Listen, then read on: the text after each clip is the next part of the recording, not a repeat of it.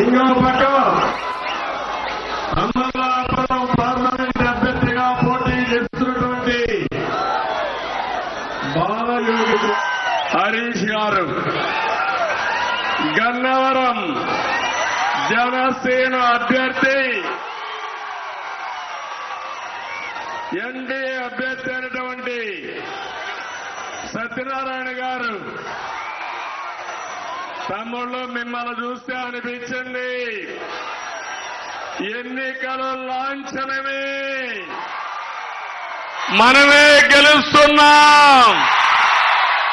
మన ఆడబిడ్డల స్పందన చూశాను.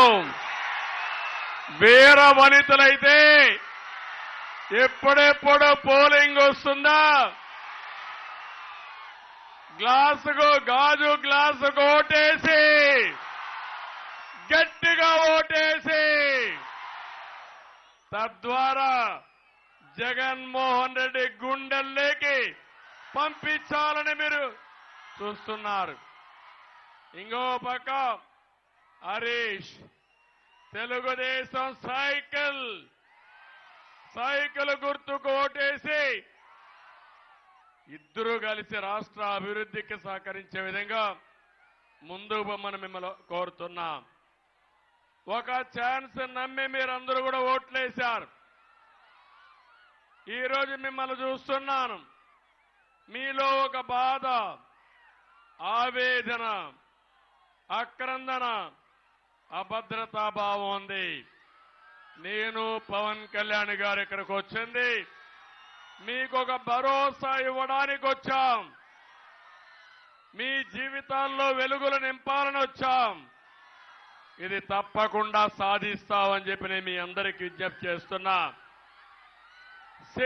సిద్ధం అంటున్న వాళ్ళకి మర్చిపోలేని యుద్ధం ఇద్దామని మిత్రుడు పవన్ కళ్యాణ్ గారు చెప్పారు. దానికి మీరు సిద్ధమా తమ్ముళ్ళు, ఆడబిడ్డలను మిమ్మల్ని అడుగుతున్నా. ఈరోజే నాకు చిరకాల మిత్రుడు బాలయోగి గారు, కోనసీమకు వన్నె తెచ్చిన వ్యక్తి బాలయోగి, అవునా కాదా అని మిమ్మల్ని అడుగుతున్నా. ఒక సాధారణ కుటుంబంలో పుట్టి అసాధారణ ప్రతిభతో దేశంలోనే స్పీకర్ పదవికి వన్నె తెచ్చిన వ్యక్తి బాలయోగి. బాలయోగి చనిపోయారు కానీ ఆయన మీ గుండెల్లో శాశ్వతంగా ఉంటాడు. అది కోనసీమకు ఆయన చేసిన అభివృద్ధి. అది ఒకసారి మీరు ఆలోచిస్తే బాలయోగిని స్పీకర్ గా చేసిన ఘనత కూడా తెలుగుదేశం పార్టీదని చెప్పి నేను మీకు తెలియజేస్తున్నా. ఈరోజే మహాత్మా జ్యోతిరావు పూలే జయంతి.